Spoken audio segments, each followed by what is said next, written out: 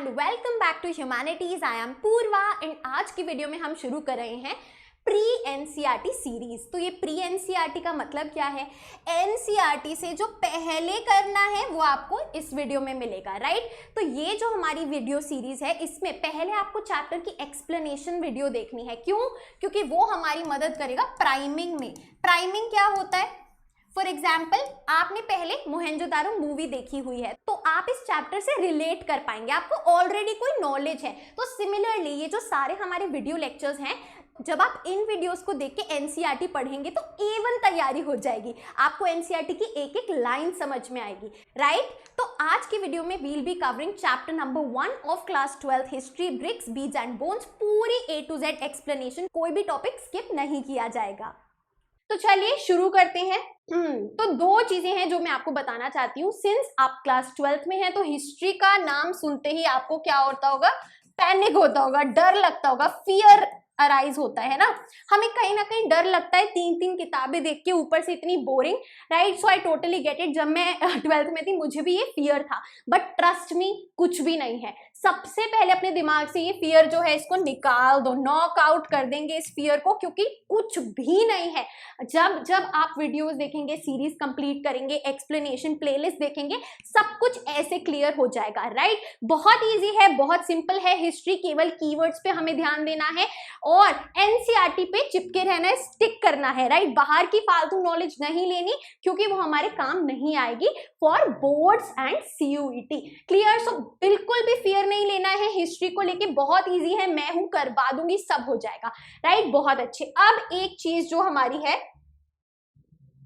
वो है कि हमारी जो क्लास 12 की हिस्ट्री है वो 3 बुक्स में डिवाइडेड है, एंशिएंट हिस्ट्री, मिडीवल हिस्ट्री और मॉडर्न हिस्ट्री, जिसे हम थीम 1, थीम 2 और थीम 3 बोलते हैं, राइट? चलो, तो एंशिएंट जो हमारी थीम 1 है उससे शुरुआत करेंगे, राइट? उसमें जो हमारा पहला चैप्टर है वो है इंडस वैली सिविलाइजेशन पे based, bricks, beads and bones, right? उसके बाद हम इवेंचुअली वैदिक एज के टाइम पे चलते हैं, right? Then we move on to Mahajanapadas, different kingdoms, फिर बुद्धिज्म और जैनिज्म को स्टडी करते हैं, राइट? तो ये हमारा एंशिएंट का फ्लो रहेगा।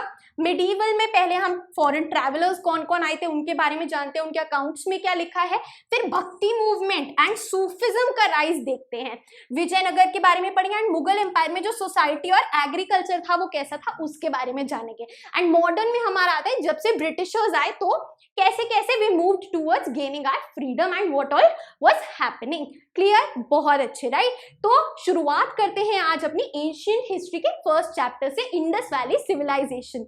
शुरू करने से पहले एक और जानकारी मैं देना चाहूंगी कि आपको डिस्क्रिप्शन में हमारे टेलीग्राम की लिंक मिल जाएगी, मेरा इंस्टाग्राम हैंडल मिल जाएगा जहां पे मैं अगेन करियर रिलेटेड डालती हूँ, कोर्सेज, कॉलेज एडमिशंस रिलेटेड सब कुछ डालती हूँ। एंड हमारी वेबसाइट मिल जाएगी जहां पे रिकॉर्डेड कोर्सेज अवेलेबल हैं एंड बहुत ही जल्दी लाइव क्लासेस भी आ जाएंगी। चलिए, तो bricks, beads and bones. Bricks ईंटें, बीड्स आप कह सकते हैं एक kind of jewellery ornament, and bones जो लेफ्ट ओवर हमारा बोन्स है, राइट? हड्डियां हैं। तो ये क्या है? ये आर्कियोलॉजिकल एविडेंस है जिसके थ्रू हमने इस सिविलाइजेशन के बारे में काफी कुछ जाना। तो चलिए शुरू करते हैं। द हड़प्पन सिविलाइजेशन, मैंने तो आईवीसी बोला, इंडस वैली सिविलाइजेशन। अब ये हड़प्पन क्या है तो अभी जानेंगे कि क्या क्या डिफरेंट नेम्स हैं इस सिविलाइजेशन के। चलिए, तो इंडस वैली सिविलाइजेशन को ही हड़प्पन सिविलाइजेशन भी बोलते हैं। क्यों भाई? क्योंकि हड़प्पा वो पहली सिटी थी जो खुदाई होके हमने डिस्कवर करी, एक्सकवेट करी, राइट? खोदना, एक्सकवेट करना, जो आर्कियोलॉजिस्ट ढूंढते हैं, राइट? तो Harappa was the first city, पहली वो साइट, राइट? सिटी नहीं, site, first site to be excavated in the year 1921। तो 1921 में पहली जो हमें साइट मिली सिविलाइजेशन की वो थी हड़प्पा। ठीक है जी, बहुत अच्छे। अब ये जो हड़प्पन सिविलाइजेशन है ये एक ब्रॉन्ज एज सिविलाइजेशन है। ब्रॉन्ज एज सिविलाइजेशन का क्या मीनिंग है? देखो, जो प्री हिस्टोरिक एरा है, चलते हैं जरा यहाँ पे, देखिए जरा। प्री हिस्टोरिक एरा जो थी उसमें पेलियोलिथिक एज थी जिसको ओल्ड स्टोन एज या फिर आइस एज बोला गया है। फिर मीजोलिथिक एज आई, मीजो यानी कि ओल्ड से मिडल मिडल स्टोन एज इसको बोला गया, नियो यानी कि न्यू स्टोन एज इसे बोला गया। फिर आई चाल्कोलिथिक एज जिसमें कॉपर का यूज होने लगा जिसको कॉपर स्टोन एज बोला गया। फिर साउथ में मेगालिथिक एज चल रही थी जो कि आयरन एज है। इसके बाद जो है इंडस वैली सिविलाइजेशन को ब्रॉन्ज एज बोला गया है जहां पे ब्रॉन्ज का ज्यादा यूज किया गया था, राइट। क्लियर, गोल्ड सिल्वर भी उपलब्ध थे, यूज था, लेकिन सबसे ज्यादा एक्सटेंसिव यूज ब्रॉन्ज इंस्ट्रूमेंट्स का, टूल्स का किया गया था। क्लियर है, बहुत अच्छे। आगे चलते हैं। तो ब्रॉन्ज एज सिविलाइजेशन थी, हमने समझ लिया। हड़प्पा फर्स्ट साइट थी जो एक्सकवेट करी गई 1921 में, ये भी हमने समझ लिया, बहुत अच्छे। अब क्या पीरियड था इस इंडस वैली सिविलाइजेशन का, ये बहुत इंपॉर्टेंट है। इंडस वैली सिविलाइजेशन का पीरियड था 3300 to 1300 BCE, राइट। इस पीरियड को भी हम फर्दर डिवाइड करेंगे, ब्रेक करेंगे, ठीक है, वो अभी आगे चल के पढ़ेंगे। ये क्लियर है, 3300 to 1300 BCE, राइट। 3300 यानी कि दूर है, 1300 पास है, राइट। जितना आपका BC कम होगा उतना ज्यादा पास है मीनिंग, राइट। एंड फिर जैसे हम बात करते हैं फर्स्ट सेंचुरी की, फर्स्ट सेंचुरी का मीनिंग क्या है, 100 BCE यानी कि more closer to today, right. अभी क्या चल रहा है, AD चल रहा है, बहुत अच्छे।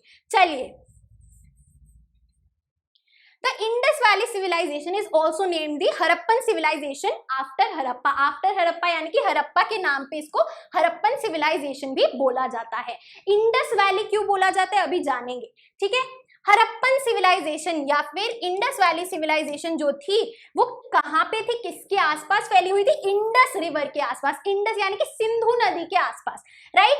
तो हरप्पन पीरियड को सबसे इंपॉर्टेंट ये हरप्पन पीरियड किस लिए है, क्योंकि ये पहली अर्बनाइजेशन थी इंडिया में, फर्स्ट अर्बनाइज्ड सिविलाइजेशन थी ये। देखो, हरप्पन सिविलाइजेशन के साथ साथ ना आपकी इजिप्टियन, चाइनीज और मेसोपोटामियन सिविलाइजेशन कंटेम्पररीज थी, यानी कि ये सारी साथ में एग्जिस्ट करती थी उस टाइम पे।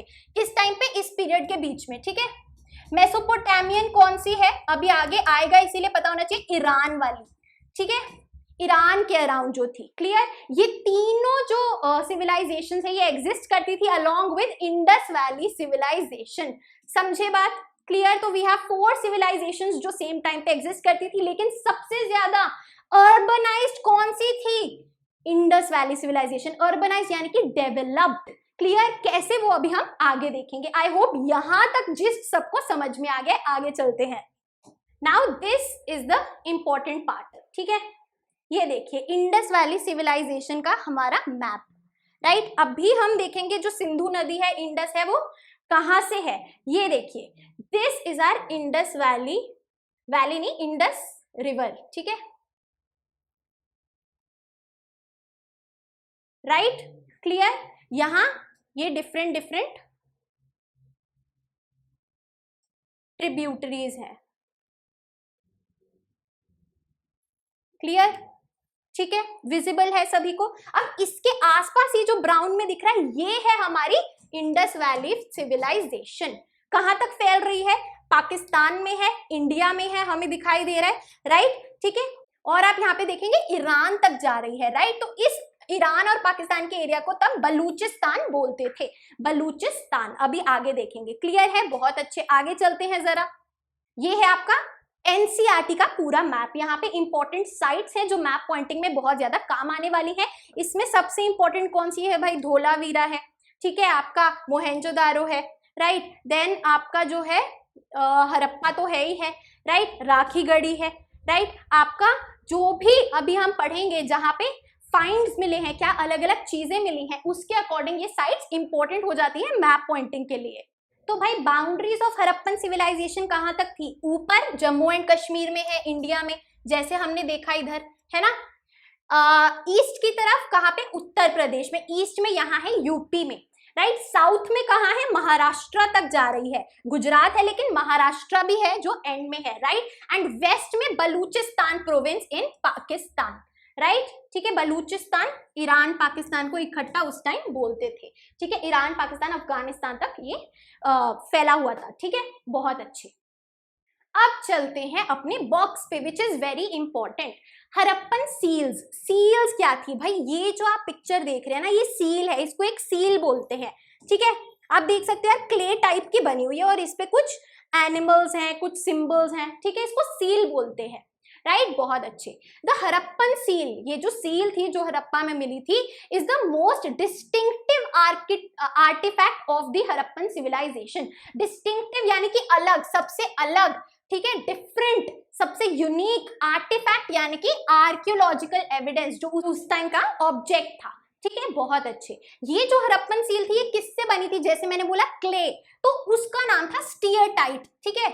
स्टोन, एक तरीके का पत्थर से बनी थी जिसका नाम था स्टीयरटाइट। Very important, right. बहुत अच्छे। Seals often contain animal motifs and signs. Animal motifs यानी कि एनिमल के सिंबल्स, ठीक है, और साइंस आप देख सकते हैं अलग अलग तरीके के, ठीक है। Science from a script. Script यानी कि हम कह सकते हैं एक भाषा, राइट। जैसे देवनागरी एक स्क्रिप्ट है जिसपे हिंदी बेस्ड है, राइट। सो स्क्रिप्ट पे बेस्ड थी, जो उनकी लैंग्वेज थी जब उसको लिखते थे, तो प्रोबेबली ये साइंस उसके हैं, ठीक है। बहुत बढ़िया। अब जैसे मैंने बताया कि जो हड़प्पन पीरियड है उसे हम फर्दर डिवाइड करेंगे। हमने क्या पढ़ा था? 3300 BCE से 1300 BCE, राइट। तो भाई इसमें जो 2600 BCE से पहले था वो था आपका अर्ली हड़प्पन कल्चर। 2600 BC से 1900 BC तक था, वो था mature Harappan culture. And after 1900 BCE आपका लेट हड़प्पन कल्चर। इसको समझना पड़ेगा जरा। तो ये हमारी टाइमलाइन है, ठीक है जी। ये 3300 BCE है, राइट। ये हमारा 2600 BC है, ये हमारा 1900 BCE है, क्लियर। और ये हमारा 1300 BCE है, फाइन। बहुत अच्छे, क्लियर।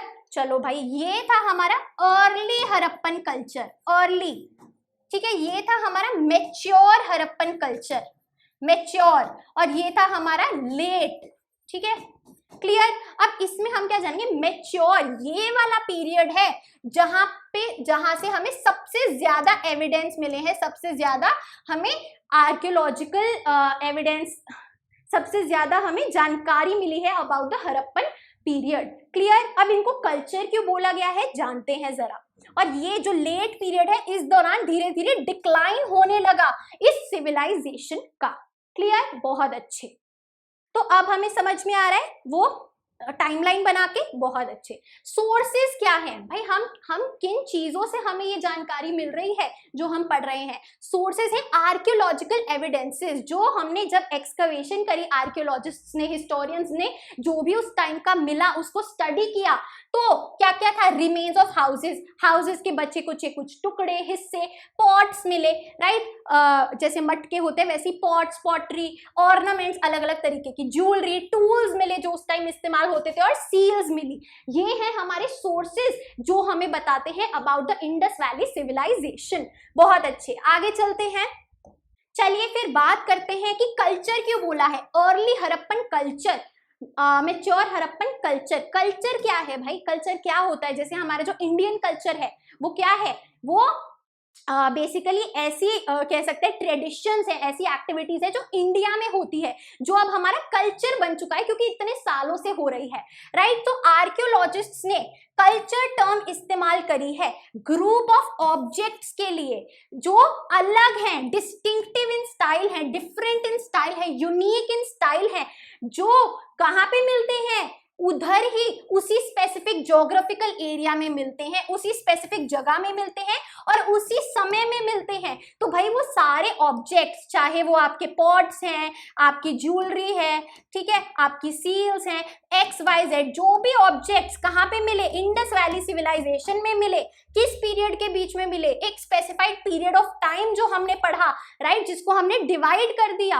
अर्ली हड़प्पन कल्चर जो 2600 से जो 3300 से 2600 में मिले, राइट। फिर आपका मेच्योर हड़प्पन कल्चर जो 2600 से 1900 में मिला, एंड सो ऑन। समझे बात? तो ये जो सारे ऑब्जेक्ट्स हैं इनको बोला गया है भाई, कल्चर की टर्म दी गई है, जो एक स्पेसिफिक ज्योग्राफिक एरिया IVC में एक स्पेसिफिक टाइम पीरियड के बीच में मिले। बहुत अच्छे। In the case of the Harappan culture, Harappan culture की जब हम बात करते हैं, ये अलग अलग ऑब्जेक्ट्स कौन से हैं जो यूनिक है, जो उधर ही मिले, उसी पीरियड ऑफ टाइम में मिले? ये है सील्स जो हमने देखी, अलग अलग तरीके की बीड्स, राइट, छोटी छोटी बीड्स जो होती हैं। वेट्स, वेट्स क्या होते हैं? जैसे अगर आप सब्जी लेने गए हैं तो वो जो वेइंग स्केल होता है, वेट होता है, उस पर ऐसे अलग अलग 500 ग्राम 1 केजी का ऐसे वेट रख देता है, तो उसको वेट बोलते हैं, राइट। स्टोन ब्लेड्स, ब्लेड्स जो कि स्टोन से बने हुए थे। And baked bricks, baked bricks यानी कि पक्की हुई आपकी जो ईंटें हैं, right, that were used. Clear? तो ये क्या है? ये वो हड़प्पन कल्चर है जो इंडस वैली सिविलाइजेशन में मिला during specific period of time. I hope अब ये क्लैरिटी आ गई है। अब हमारा जो नेक्स्ट टॉपिक है वो है सबसिस्टेंस स्ट्रैटेजीज। सबसिस्टेंस का मतलब है गुजारा करना, कैसे जो वहां के लोग हैं वो अपना पेट भरते थे, गुजारा करते थे, ठीक है। सबसिस्टेंस स्ट्रैटेजीज, किन तरीकों से, ये तरीके, स्ट्रैटेजी यानी कि तरीका, ठीक है, डिफरेंट डिफरेंट तरीकों से। So mature Harappan and early Harappan cultures shared certain common elements. तो भाई अर्ली हड़प्पा और मैच्योर हड़प्पा में, यानी कि अपना 3300 से अपना 1900 BCE तक जो सबसिस्टेंस स्ट्रैटेजीज हैं वो सेम थी, ठीक है, बहुत अच्छे। क्या थी वो strategies? Harappans at a wide range, wide range यानी कि तरह तरह के different variety of plant and animal products, right. कौन से प्रोडक्ट्स? मिल्क क्या है? एक एनिमल प्रोडक्ट है, डेयरी प्रोडक्ट है, right. Plant based products, right, जो आपके सारी वेजिटेबल्स हो गई, फ्रूट्स कह सकते हैं। So plant and animal based products वो खाते थे, इंक्लूडिंग फिश, ठीक है, फिश भी खाते थे। फिश हमें कैसे पता चली? आपने देखा होगा जो हमने सील देखी उसमें फिश की फोटो सिंबल टाइप्स बना हुआ था। Archaeologists have been able to reconstruct, archaeologists क्या ढूंढ पाए हैं? रिकंस्ट्रक्ट यानी कि समझ पाए हैं डाइटरी प्रैक्टिसेस। डाइटरी प्रैक्टिसेस यानी कि डाइट क्या होती है, आप क्या खा रहे हैं, राइट, खाना, डाइट जो उनकी थी कैसी थी, डाइटरी प्रैक्टिसेस, खाने का तरीके कैसे थे, वो हम कैसे ढूंढ पाए हैं? फ्रॉम द फाइंड्स ऑफ, क्या मिला? ग्रेन्स मिले। ग्रेन्स कैसे मिले? चार्ड, चार्ड यानी कि जले हुए, राइट, काले काले ग्रेन्स, उनके थोड़े से हमें फाइंड्स मिले आर्कियोलॉजिस्ट्स को, और सीड्स मिली, राइट। तो इन ग्रेन्स और सीड्स को स्टडी करके हम क्या डाइट थी उन हड़प्पन्स की वो समझ पाए, राइट, बहुत अच्छे। कौन कौन से ग्रेन्स मिले? भाई व्हीट मिली, ठीक है, बार्ले मिली, लेंटिल यानी कि दाल मिली, चिकपी मिली और सीसम मिला। तो लेंटिल हमारी दाल होती है, चिकपी हमारी चने छोले होते हैं और सीसम हमारे तिल होते हैं, ठीक है, हिंदी में आप समझ पाए होंगे। तो ये ग्रेन्स मिले, ठीक है। मिलेट्स मिले कहाँ से? गुजरात से। तो मिलेट्स मिले गुजरात से। अगेन मिलेट हमारा क्या होता है? बाजरा, बहुत अच्छे। फाइंड्स ऑफ राइस, चावल रेयर थे, यानी कि बहुत कम चावल मिले, उतना ज्यादा वहां के लोग चावल नहीं खाते थे तब, right. Domesticated animals, domesticated animals यानी कि घरेलू एनिमल्स जो आप घर में पाल सकते हैं, राइट, डोमेस्टिकेट कर सकते हैं। डोमेस्टिक होता है कि आपका होम, राइट। सो डोमेस्टिकेटेड एनिमल्स में क्या क्या थी? कैटल, राइट, आपकी जो गाय भैंस हो गई, sheep, goat, buffalo and pig, ये एनिमल्स घरों में होते थे। वाइल्ड एनिमल्स कौन कौन से मिले हैं? बोर, डियर और घड़ियाल, राइट, ये वाइल्ड एनिमल्स पाए गए हैं उस टाइम पे। बोन्स ऑफ फिश मिली हैं, और फाउल यानी कि चिकन, चिकन और फिश की बोन्स मिली हैं आर्कियोलॉजिस्ट्स को, ठीक है, क्लियर, बहुत अच्छे। टर्म्स टू रिमेंबर, आर्कियोबोटानिस्ट कौन होते हैं? वो जो कि स्पेशलाइज्ड हैं एंशिएंट प्लांट रिमेन्स को स्टडी करने में, ठीक है। और आर्कियोजूलॉजिस्ट या फिर जू आर्कियोलॉजिस्ट कौन होते हैं? जो पुराने एंशिएंट यानी कि पुराने एनिमल रिमेन्स को स्टडी कर सकते हैं, क्लियर, बहुत अच्छे। आगे चलते हैं। Very very very important agricultural technologies, काफी ज्यादा इंपॉर्टेंट ये अपना टॉपिक है, सीधा सीधा आंसर भी आ जाता है, ठीक है। चलो, तो भाई एग्रीकल्चर में क्या क्या टेक्नोलॉजी इस्तेमाल की जाती थी? क्योंकि हमने सुना यार काफी डेवलप्ड ये सिविलाइजेशन थी, अर्बनाइज्ड थी, और अर्बन से हमें क्या समझ में आता है कि यार काफी कुछ टेक्नोलॉजी तो होगी ही, राइट, उस टाइम के अकॉर्डिंग। तो देखते हैं भाई, oxen were used for ploughing. तो प्लाउइंग को समझने के लिए पहले प्लाव को समझना होगा। प्लाव क्या होता है? ऐसा एक जिन्होंने भाई खेती करी है, गांव गए हैं, उन्हें पता होगा। बाकी ये एक टूल होता है जिससे जो सॉइल है, राइट, उसको ना ऐसे फरो किया जाता है ताकि उसमें सीड्स प्लांट कर जाए। और ये प्लाउइंग जो होती है या तो ट्रैक्टर से होती है या फिर किसी एनिमल से होती है। तो वहां पे उस टाइम ऑक्सन इस्तेमाल होती थी। ये जो हमें टेराकोटा ऑक्स और बफेलो के फिगर्स मिले हैं, इससे हम समझ पाए हैं। ठीक है, representations on seals, seals पे जो उनकी ड्राइंग बनी है, और टेराकोटा स्कल्पचर। ठीक है, टेराकोटा बर्न्ड क्ले था, क्ले को जब जला देते तो टेराकोटा उसको बोलते हैं। एंड ये जो फिगर्स हैं ऑक्स और बफेलो की, इनसे हमें पता चला है कि ऑक्सन प्रोबेबली इस्तेमाल की जाती थी फॉर प्लाउइंग। आगे देखिए, टेराकोटा मॉडल्स ऑफ प्लाव। तो भाई प्लाव का भी जो टेराकोटा बर्न्ड क्ले से मॉडल बनाए गए हैं, राइट, क्ले से जैसे बना देते हैं, ये भी हमें मिले हैं साइट्स। कहाँ पे? चोलिस्तान में और बनावली में। अब आपको एक टेबल बनानी है, फटाफट से उधर लिख दो terracotta models of plough, location डाल दो, चोलिस्तान पाकिस्तान में है जो कि, और बनावली हरियाणा। ठीक है, मैप पॉइंटिंग भी आ जाता है, मैच द फॉलोइंग भी आ जाता है, सीयूईटी में इंपॉर्टेंट है, बोर्ड्स में इंपॉर्टेंट है, टेबल बन जानी चाहिए। आगे देखिए, evidence of a ploughed field. एक फील्ड मिली जो कि ऑलरेडी प्लाउड थी। ठीक है, जहां की ऑलरेडी जो सॉइल है उसको खोद टाइप्स दिया गया था ताकि सीड्स बोई जाएं, राइट। तो ये कहाँ पे मिली? कालीबंगन में। कालीबंगन कहाँ है? राजस्थान में एक जगह है। अगेन वो जो टेबल है नंबर 2 पे प्लाउड फील्ड डालो और जगह की नेम पे लिख दो Kalibangan, Rajasthan. Very good. Ploughed field at Kalibangan had 2 sets of furrows suggesting that 2 different crops were grown. तो भाई ये जो फील्ड मिली है इसमें इस तरीके से प्लाउइंग हुई थी कि हमें समझ सकते हैं कि यार एक ही फील्ड में 2 टाइप्स के अलग अलग क्रॉप्स को बोया गया था। ठीक है, बहुत अच्छे। ये है जो प्लाउड फील्ड का एविडेंस है, आप देख सकते हो ऐसे ऐसे, और यहाँ पे ये पूरी लाइंस बनी हुई है जिससे प्लाउइंग करी हुई है। ठीक है, this is the evidence of ploughed field. Traces of canals, canals के भी सबूत मिले हैं। कहाँ पे? शोरतुगई जो कि अफगानिस्तान में है। ठीक है, ये है फोटो ट्रेसेस ऑफ कनाल की। ठीक है, कि यहाँ पे कनाल्स थे जिनमें जो है पानी बहता था। ठीक है, वाटर रिजर्वॉयर्स, वाटर रिजर्वॉयर्स यानी कि जैसे वी कैन से कि जो वेल्स होते हैं, वैसे ही स्क्वायर शेप में वाटर रिजर्वॉयर्स मिले हैं जिसमें पानी जमा हो सकता था। ठीक है, कहाँ पे? धोलावीरा, गुजरात में। पूरी आपकी टेबल रेडी हो जानी चाहिए, थोड़ी सी मेहनत कर लो। ठीक है, बहुत अच्छे। तो हमारी 1 2 3 4 जो एक्टिविटीज हैं और उनकी जो प्लेसेस है वो टेबल बन गई। आगे चलते हैं, अब हम चलते हैं मोहेंजोदारो पे। मोहेंजोदारो एक अर्बन सेंटर था, जैसे हड़प्पा था वैसे ही एक जो जगह है वो मोहेंजोदारो थी, जो काफी फेमस है, इस पे मूवी भी बनी हुई है। ठीक है, तो मोहेंजोदारो के बारे में जानते हैं। तो जो मोहेंजोदारो थी वो 2 सेक्शंस में बटी हुई थी। ठीक है, it was divided into 2 sections. Clear?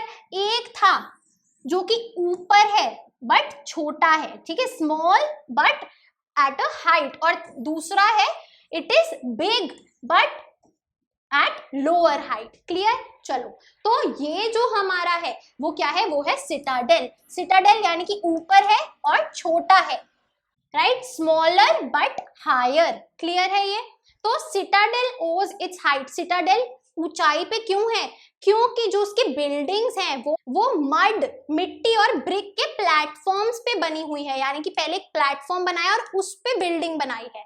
Clear? ठीक है, इसीलिए सिटाडेल ऊंचा है as compared to lower town. It was walled, walled यानी कि fortified, protected from all sides, यानी कि फिजिकली अलग था, सेपरेटेड था लोअर टाउन से, राइट, यानी कि लोअर टाउन से अलग है। We find evidences of structures that were probably used for special public purposes. अब जो सिटाडेल है उसमें ऐसी ऐसी बिल्डिंग्स मिली है कुछ अलग टाइप्स की, जो हिस्टोरियंस ने कहा है कि ये यार किसी स्पेशल ओकेजन के लिए इस्तेमाल होती थी। ठीक है, so this was about Citadel. अब चलते हैं लोअर टाउन पे। लोअर टाउन जैसे बताया, this one is lower town. ठीक है, ये लोअर टाउन है, ये सिटाडेल है।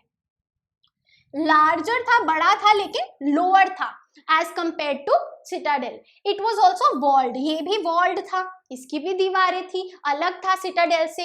Several buildings were built on platform, कई सारी जो बिल्डिंग्स हैं वो प्लेटफॉर्म्स पे बनी हुई थी, जो कि उनकी फाउंडेशंस की तरह सर्व करते थे। सिमिलर राइट, जो बिल्डिंग है वो प्लेटफॉर्म पे बनी हुई है।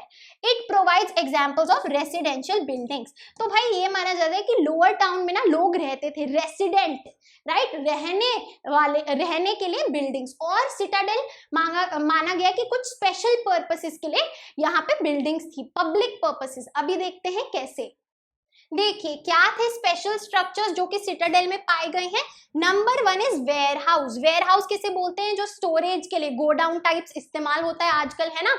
तो वेयर हाउस को द ग्रेट ग्रेनरी भी बोला गया है। ग्रेनरी क्या होती है, जहां पे ग्रेन्स रखे जाते हैं, स्टोर करे जाते हैं खाने की, फूड ग्रेन्स राइट। ठीक है, ये बहुत बड़ा मैसिव यानी कि बहुत बड़ा स्ट्रक्चर था।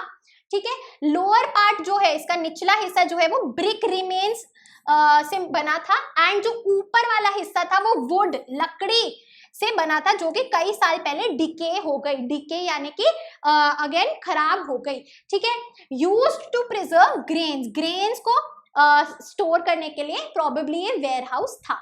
ठीक है, ये है ग्रेट ग्रेनरी की पिक्चर्स, ठीक है, जो मिली है।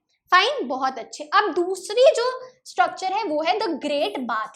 जिन्होंने मोहेंजोदारो पिक्चर देखी है वो इससे रिलेट कर पाएंगे, नहीं देखी तो देख लो, उसमें ये जो ग्रेट बाथ का स्ट्रक्चर है थोड़ा सा दिखाया गया है, but this is the actual photo. ठीक है, तो great bath earliest public water tank in ancient world. क्या है ये, पुराने जमाने में एक public water tank, swimming pool types. ठीक है, a large rectangular tank in a courtyard. courtyard यानी कि खुली जगह में large rectangular water tank surrounded by corridor on all 4 sides. चारों साइड पे क्या है, उसके आसपास कॉरिडोर है, चलने की जगह है। 2 flights of steps. Flights of steps यानी कि 2 सीढ़ियां, नॉर्थ एंड साउथ की तरफ 2 सीढ़ियां हैं, सीढ़ी नंबर 1, सीढ़ी नंबर 2। ठीक है, tank was made watertight, watertight ताकि वाटर लीक ना हो, by setting bricks on edge and using a mortar of gypsum. Mortar of gypsum आप समझ लो सीमेंट। ठीक है, तो सीमेंट से जो है ब्रिक्स को एजेस पे लगा दिया ताकि वाटर टाइट हो जाए, पानी बाहर ना जाए कॉरिडोर्स की तरफ। ठीक है, आसपास तीनों साइड्स पे कमरे थे, प्रोबेबली वॉशरूम हो सकते हैं, कुछ भी हो सकता है। Water from the tank flowed into a huge drain, एक बड़े से ड्रेन में जो है सारा पानी जाता था पाइप से कनेक्ट होके, जैसे आजकल होता है। Across a lane to the north lay. अच्छा, अब क्या है, नॉर्थ की तरफ, नॉर्थ की दूसरी तरफ एक और छोटी बिल्डिंग थी, स्मॉलर बिल्डिंग थी, जिसके अंदर 8 बाथरूम्स थे right, probably for changing. Clear है बात। स्कॉलर्स क्या बोलते हैं कि ये जो ग्रेट बात है ये किसी स्पेशल काइंड ऑफ रिचुअल बात राइट, इसकी कोई रिलीजियस सिग्निफिकेंस है और ये कोई रिचुअल था जो वहां के लोग करते थे। क्लियर, तो ये 2 स्पेशल स्ट्रक्चर्स हैं सिटाडेल के। अब एक जो कॉन्सेप्ट है, क्वेश्चन है, वो आता है कि क्या वो चीजें हैं जो ये दिखाती हैं कि इंडस वैली सिविलाइजेशन में पहले प्लानिंग होती थी, यानी कि कोई मिल बैठ के प्लान करते थे कि ऐसे ऐसे करना है और फिर उसको लागू करते थे, इम्प्लीमेंट करते थे। ठीक है, क्या सबूत हैं इस चीज के कि कोई कॉमन अथॉरिटी थी। अथॉरिटी यानी कि जैसे स्कूल का एक प्रिंसिपल होता है जो कि सब देखता है राइट, कि ये टाइम टेबल है राइट, ये सारे सब्जेक्ट्स होंगे, सब कुछ प्लान करता है और इम्प्लीमेंट करता है सिमिलरली। ठीक है, तो क्या सबूत है भाई, पहला सबूत है ब्रिक्स। जो ईंटें थी ना वो 2 टाइप्स की थी, सन ड्राइड और बेक्ड। सन ड्राइड यानी कि सन से सुखा दी और बेक्ड यानी कि पकी हुई राइट। ये जो ब्रिक्स थी, ये जो ईंटें थी, सारी सेम साइज की थी, स्टैंडर्डाइज्ड रेशियो। रेशियो यानी कि सेम साइज, ठीक है, स्टैंडर्ड यानी कि सेम साइज की थी, स्टैंडर्डाइज्ड रेशियो की थी। क्या रेशियो था ये, 2:4 था। ठीक है, जो लेंथ और ब्रेड्थ है, लेंथ और ब्रेड्थ है वर 4 times and twice the height respectively. Length 4 गुना है और ब्रेड्थ 2 गुना है, किसके, जो हाइट है। ठीक है, क्लियर। हाइट यानी कि ये वाली जो हाइट, ऐसे हमारा क्यूबॉइड बनेगा, ये हमारी ईंट हो गई। ठीक है, I hope it is clear now. चलो आगे चलते हैं। तो ये जो ब्रिक्स हैं ये हर हड़प्पन सेटलमेंट में इस्तेमाल हुई थी, एट ऑल हड़प्पन साइट्स जो इस तरीके की ब्रिक्स है ये यूज होती थी। ठीक है, ये देखो ब्रिक्स का फोटो है यहाँ पे, क्लियर, बहुत अच्छे। अब दूसरा जो फीचर है सबसे इंपॉर्टेंट और सबसे वेल डेवलप्ड जो इसको एक अर्बन सिविलाइजेशन बनाता है वो है ड्रेनेज सिस्टम। ठीक है, ड्रेन्स क्या होते हैं? स्ट्रीट में आपने देखा जो नाले होते हैं, ठीक है, वो ड्रेन्स हो गए। ठीक है, कि उसमें भाई जो पानी है वो ड्रेन हो जाए, क्लियर। तो ये फोटो है मोहेंजोदारो की ड्रेन्स की। अब कैसा वहां पे ड्रेनेज सिस्टम था देखो जरा। हड़प्पन सिटीज में वेल प्लान्ड ड्रेनेज सिस्टम था, काफी ज्यादा प्लानिंग से ड्रेनेज सिस्टम बनाया गया था ऐसा लगता है। क्यों भाई? क्योंकि जो रोड्स हैं और स्ट्रीट्स हैं वो अप्रोक्सीमेट ग्रिड पैटर्न में थे, intersecting at right angles. Basically road और स्ट्रीट्स ऐसे 90 डिग्री राइट एंगल बनाते थे, तो ये एक ग्रिड पैटर्न फॉर्म करते थे। ग्रिड जैसे आपने देखा है जो मैथ्स का ग्राफ पेपर होता है वो ग्रिड्स होता है, तो ऐसे करके स्ट्रीट्स और ड्रेन्स थे, ग्रिड पैटर्न जो फॉर्म करते थे। ये आपका कीवर्ड है, इंपॉर्टेंट है, आंसर में लिख के आना पड़ेगा। तो भाई सबसे पहले जो स्ट्रीट्स हैं, गलियां हैं, वो ड्रेन्स के साथ बनाई जाती थी एंड उसके बाद हाउसेस को बनाया जाता था। यानी कि पहले जो स्ट्रीट्स हैं और ये जो ड्रेन्स हैं, नाले हैं साथ में, वो बनते थे और फिर घर बनते थे, राइट। और भाई अगर घर का जो भी वेस्ट वाटर है वो स्ट्रीट ड्रेन्स में जाता था, तो हर एक हाउस का जो है एटलीस्ट एक वॉल जो है वो स्ट्रीट के साथ कनेक्टेड होती थी, राइट, जिससे पाइप के थ्रू उस ड्रेन में वो पानी जाएगा, राइट। तो all houses were connected with a street drain, clear. Every house was connected to the street drains. Drainage channels had sumps for cleaning. Sumps क्या होते हैं? बेसिकली अंडरग्राउंड ऐसा सिस्टम लगा देते हैं जिसमें वाटर कलेक्ट होता है for your drainage cleaning, clear, बहुत अच्छे। आगे चलते हैं। Another important topic, domestic architecture. Domestic क्या बताया था? हाउसेस का, है ना। आर्किटेक्चर यानी कि किस तरीके से घर बने थे, राइट, बहुत अच्छे। चलो, तो जो हाउसेस है उनमें कोर्टयार्ड था with rooms on all side. Courtyard आप कह सकते हैं जो ड्राइंग रूम जैसे होता है, बीच में है, और रूम्स बाकी साइड्स पे है, ठीक है। आंगन, कोर्टयार्ड बीच में जो होता है ना। चलो भाई, तो कोर्टयार्ड में क्या क्या एक्टिविटीज होती थी? कुकिंग करना, वीविंग करना, ठीक है, वीविंग सिलाई करना, कुकिंग करना, ठीक है, खाना बनाना। कोई भी विंडोज नहीं थी, no windows in the walls along the ground floor. भाई ग्राउंड लेवल पे जहां स्ट्रीट जा रही है वहां पे कोई विंडो नहीं थी कि कोई झांक ना ले, यानी कि प्राइवेसी मेंटेन्ड थी, समझे बात। जो मेन एंट्रेंस है ये दरवाजा है घर का, तो ऐसे ये सड़क है, कोई जा रहा है तो उसको मेन एंट्रेंस से ना कुछ ज्यादा दिखेगा नहीं कि अंदर क्या चल रहा है, कौन बैठा है। तो मेन एंट्रेंस भी एक डायरेक्ट व्यू नहीं देती थी कोर्टयार्ड का। क्यों भाई? प्राइवेसी का कंसर्न था, राइट। तो हो सकता है कि ये मेन एंट्रेंस है और यहाँ पे आगे जाके एक वॉल है और यहाँ से अंदर जाके कोर्टयार्ड है, समझे बात, वेरी गुड। तो प्राइवेसी का काफी ज्यादा कंसर्न था। प्राइवेसी सभी को पता होगा आज के जमाने में। आगे चलते हैं। Every house had its own bathroom, right. तो हर घर में खुद का बाथरूम था जो कि ब्रिक से बना हुआ था, right. Some houses have remains of staircases. कुछ कुछ घर में जो सीढ़ियां हैं उसके हमें रिमेन्स मिले हैं, जिससे पता चलता है कि यार काफी सारे जो घर हैं उन पे प्रोबेबली फ्लोर्स होते थे, ठीक है, कि एक सेकेंड फ्लोर भी था या फिर छत थी, इससे हमें ये पता चलता है। Many houses had wells. कई सारे घरों में वेल्स थे, राइट, कुएं थे। ये देखो, ये फोटो आप देख रहे होंगे। और ये जो कुएं थे ये ओपन एक रूम में थे कि भाई जो पासरवाई है, जो सड़क पे से जा रहा है, वो भी पानी पी सके। The total number of estimated wells in Mohenjodaro, Mohenjodaro में ऑलमोस्ट 700 वेल्स एस्टिमेट किए गए हैं कि उस टाइम पे थे। So this is the picture of a house, कैसे जो हाउस है वो बना हुआ था। और ये है काइंड ऑफ जो बाथरूम स्ट्रक्चर था, ठीक है, बहुत अच्छे। आगे चलते हैं। अब जो हमारा टॉपिक है वो है ट्रैकिंग सोशल डिफरेंसेस। सोशल यानी कि सोसाइटी में जो डिफरेंसेस हैं, यानी कि भेदभाव, राइट, अगर कुछ थे तो जानते हैं, उनको ट्रैक करते हैं, उनको जानते हैं। तो दो तरीके हैं जिनसे हम जानेंगे। पहला तरीका है बेरियल्स को देखना।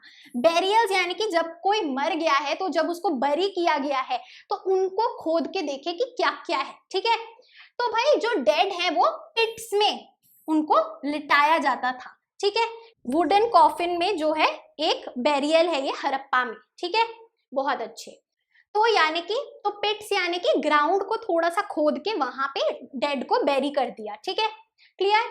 Differences in the burials show social differences. तो भाई हमने आर्कियोलॉजिस्ट ने क्या किया, अलग अलग बेरियल्स को खोदा और देखा कि यार क्या कुछ फर्क है अमीर गरीब का, हो सकता है कुछ हमें अलग मिले।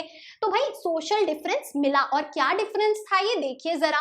तो कुछ ग्रेव्स थे उनमें जो हॉलोड आउट स्पेसेस हैं वो उनको ब्रिक्स से लाइन कर दिया था। देखोगे कि आप आसपास ब्रिक्स लगा दी हैं, ठीक है ना, ईंटें लगा दी हैं आसपास। और कुछ जो ग्रेव्स थे उनमें पॉटरी भी मिली है और ऑर्नामेंट्स भी मिले हैं। ये देखो पॉट्स हैं, ऑर्नामेंट्स हैं, कुछ ज्वेलरी टाइप है, क्लियर। तो इससे हम क्या समझ पा रहे हैं कि ज्वेलरी भी मिली है, पॉट्स भी हैं, burials of both men and women के पास। तो इससे ना एक चीज और डिकोड होती है कि हड़प्पन्स ना लाइफ आफ्टर डेथ में बिलीव करते थे कि उनको अकेला नहीं जाने दिया, कुछ कुछ मटेरियल छोड़ दिया, राइट। तो भाई एक ऑर्नामेंट, एक ज्वेलरी जो मिली वो थी 3 शेल रिंग्स, ठीक है, 3 शेल रिंग्स से बनी हुई। एक जैस्पर बीड थी और बहुत सारी छोटी छोटी माइक्रो बीड्स थी, जो कि एक स्कल, खोपड़ी, एक मेल के खोपड़ी के पास मिला इन हड़प्पा, राइट। तो ऐसे ऑर्नामेंट्स मिले हैं। In some instances, the dead were buried with copper mirrors. Mirrors जो कि कॉपर से बने हैं उनके साथ भी उनको दफनाया गया, right. But on the whole ये समझ लिया यार कि कुछ गोल्ड सिल्वर नहीं मिला है, तो कुछ ज्यादा प्रेशियस स्टोन्स नहीं मिले हैं। तो इससे समझ में आ रहा है that they did not believe in burying precious things with the dead, ठीक है, क्लियर, बहुत अच्छे। आगे चलते हैं, राइट। तो ये देखिए, ये है हमारी पॉटरी और ये है कॉपर मिरर, क्लियर, बहुत अच्छे। आगे चलते हैं। अब दूसरा जो तरीका वो क्या है, आर्टिफैक्ट्स को देखने का। आर्टिफैक्ट्स क्या है, ऑब्जेक्ट्स जो उस समय के मिले हैं, ठीक है, क्लियर, बहुत अच्छे। Artefacts are broadly classified as utilitarian and luxuries. तो 2 टाइप्स के आर्टिफैक्ट्स हैं। यूटिलिटेरियन, यूटिलिटेरियन के नाम से ही पता चल रहा है जो डेली यूज में इस्तेमाल होते हैं, यूटिलिटी, यूजेज है। और लग्जरीज भाई जो लग्जूरियस आइटम्स है, महंगे आइटम्स है और किसी किसी के पास होते हैं, राइट। तो यूटिलिटेरियन ऑब्जेक्ट्स में क्या है, डेली यूज का सामान, राइट, जो कि सस्ते मटेरियल से, ऑर्डिनरी मटेरियल से बना है, जैसे कि स्टोन हो गया, क्ले हो गया, राइट। अब इसमें क्या क्या आ जाता है आपका, quern, pottery, needles, flesh rubbers etcetera. Quern क्या होता है भाई, चक्की सी जिससे जो ग्रेन्स है उनको पीसा जाए। पॉटरी आपके पॉट्स हो गए, नीडल्स आपकी सुई हो गई, flash rubbers body scrubbers, right, जिससे बॉडी को घिस के नहाते टाइम यूज किया जाए, क्लियर, बहुत अच्छे। आर्कियोलॉजिस्ट्स ने कहा है कि अगर लग्जरीज हैं तो ये जो लग्जरीज हैं ये काफी रेयर, जो बहुत कम मिलता है, very costly and rare material से बनी होती है। तो भाई रेयर मटेरियल, कॉस्टली, महंगा मटेरियल और non local material. Non local material यानी कि जो यहाँ आसपास नहीं मिलता, कहीं दूर से आया है, बाहर से आया, फॉरेन से आया है, या फिर ऐसा कोई मटेरियल जो यार बड़ी मेहनत से बनता है, कॉम्प्लिकेटेड टेक्नोलॉजीज है उसमें, ठीक है, अलग अलग प्रोसेस से गुजर के बनता है, राइट। तो ये क्लासिफिकेशन है लग्जरी ऑब्जेक्ट्स की, क्लियर, जो रेयर मटेरियल से बनते हैं, महंगे मटेरियल से बनते हैं, या फिर नॉन लोकल मटेरियल से बनते हैं, और कॉम्प्लिकेटेड तरह तरीके की टेक्नोलॉजी प्रोसेस उनमें होता है। अब यहाँ पे देखिए लिटिल पॉट्स ऑफ फायंस, ये देखिए फायंस पॉटरी, ये एग्जाम्पल है। अ मटेरियल मेड ऑफ फायंस क्या है भाई, ग्राउंड सैंड से बना है या फिर सिलिका से बना है, जिसको कलर के साथ मिक्स किया गया है और गम मिलाई गई है एंड फिर उसको फायर किया गया है, जलाया गया है, जिसके थ्रू फायंस बनता है और फिर इस फायंस के थ्रू पॉट्स बनाए गए हैं, राइट।